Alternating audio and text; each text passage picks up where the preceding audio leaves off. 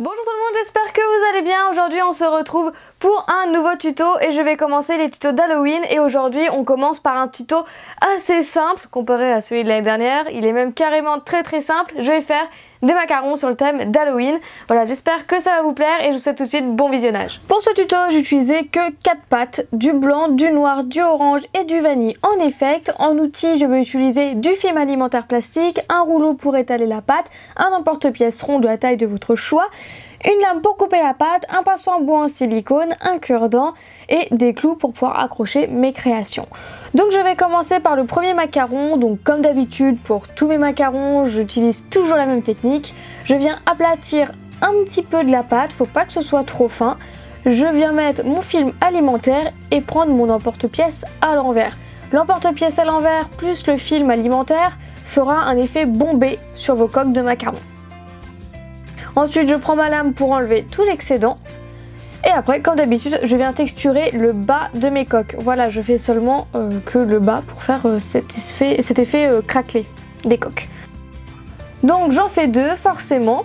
Et ensuite, pour le premier, je viens faire une bande de blanc, encore une fois, que je viens aplatir au rouleau. Et en fait, je vais mettre de ma lame pour pouvoir les couper dans le sens de la longueur. Et après, je vais faire plein de petites bandelettes que je vais venir mettre sur une coque de macaron. Voilà, je vais faire un macaron momie, j'allais dire zombie, mais non, c'est un macaron momie du coup, que je vais faire en premier. Donc pour ça, vous voyez, je mets plein de bandelettes, je découpe ce qui dépasse. Par contre, je vais le faire que d'un côté, voilà, je le fais jamais du deuxième, je fais toujours qu'un seul côté quand je décore des macarons. Voilà, c'est ma manière de faire, mais après, c'est à vous de faire comme bon vous semble. Pour l'intérieur, j'ai utilisé de la pâte noire. Voilà, donc j'ai fait une boulette que j'aplatis au doigt, que je viens placer sur la première coque, et ensuite je recouvre avec la seconde coque.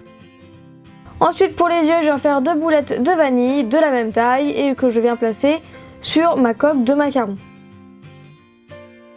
Alors je sais pas si je parle vite, dites-le moi en commentaire, je m'en rends pas très compte quand je fais les voix off, mais bon là c'est vraiment simple. Alors, vous allez voir que dans ce tuto il n'y a absolument rien de compliqué du tout. Et ensuite pour faire les pupilles, je viens mettre deux petites boulettes de noir à l'intérieur, à vous de les positionner comme vous voulez. Vous pouvez laisser comme ça ou mettre une petite intention dans le visage. Donc moi j'ai décidé de lui faire des sourcils quand il n'est pas content, tout simplement. Ah oui, à la place du vanille, si vous voulez faire un petit effet encore plus Halloween, vous pouvez mettre du phosphorescent, comme ça brillera dans le noir. Donc voilà, je viens faire aussi un sourire pas content et je viens mettre un clou pour pouvoir accrocher ma création à la fin. Voilà, c'est vraiment simple mais c'est quelque chose que j'ai beaucoup aimé faire. Ensuite pour le deuxième macaron, je vais faire un macaron citrouille. Donc pour ça je fais deux coques d'orange et à l'intérieur je vais aussi mettre du noir. Mais après c'est à vous de faire comme bon vous semble également. Et ensuite pour le visage, donc je vais le faire en noir, le visage de la citrouille. Je viens utiliser de la pâte noire que j'aplatis avec le rouleau. Je viens faire une bande avec ma lame. Donc là par contre je vous conseille de faire une plaque vraiment très fine. Ce sera plus simple pour la suite.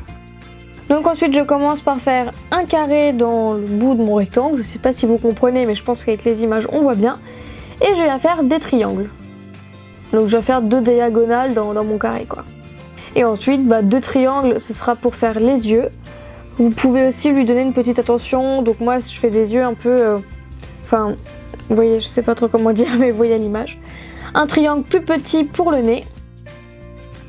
Et ensuite pour la bouche, vous pouvez faire plein de petits triangles. J'aurais dû en faire plein, j'ai essayé de faire un W. Mais au final ça n'a pas trop fonctionné. J'aurais dû en faire beaucoup plus que ça tout le long pour faire comme des dents. Voilà, donc au début je viens m'aider de mon emporte-pièce pour faire un peu comme un sourire. Donc là vous allez voir que je fais un W mais en fait j'aurais dû en faire partout pour faire vraiment comme des dents, pour vraiment exagérer et pousser la citrouille jusqu'au bout. Voilà, je trouve que j'ai pas été assez loin. Donc bon, c'est vrai que je suis pas forcément satisfaite de mon sourire, mais bon, si ça peut vous donner des idées, c'est le principal. Et ensuite, le dernier macaron, je vais faire un macaron araignée. Voilà, c'est mon macaron préféré alors que j'ai la phobie des araignées. Voilà, je déteste ça, j'ai très peur des araignées. Et pourtant, j'ai décidé d'en faire un macaron. Donc pour ça, je fais deux coques noires, je fais l'intérieur en vanille et je viens couper 8 boudins très fins en noir pour faire les 8 pattes, donc 4 de chaque côté. Et ensuite je viens recouvrir avec mon autre coque. Pour les yeux je viens faire deux boulettes de vanille et après vous allez voir que je vais mettre deux pupilles noires pour faire les pupilles. Et voilà, et comme pour la momie, si vous voulez donner un effet encore plus Halloween, encore plus morbide, vous pouvez utiliser de la pâte phosphorescente à la place de la pâte vanille. Comme ça brillera dans le noir et ça donnera encore plus un effet Halloween. Et comme les deux autres macarons, je viens mettre un clou dans mon macaron. Une fois que ça c'est fait, vous pouvez mettre vos 3 macarons au four à 110 degrés pendant 30 minutes. Et comme à chaque fois, vous connaissez la suite, vous pouvez vernir pour un résultat brillant. Donc voilà, moi je vous en ai fait que 3 vraiment faciles. Mais bon, c'est pour faire l'inverse du tuto de la semaine dernière. Hein. Là, fallait mieux rester dans le soft pour cette semaine-là. Donc j'espère que ça vous aura plu, que ça vous aura donné des idées. Et puis en tout cas, on se retrouve bientôt pour une prochaine vidéo. Salut!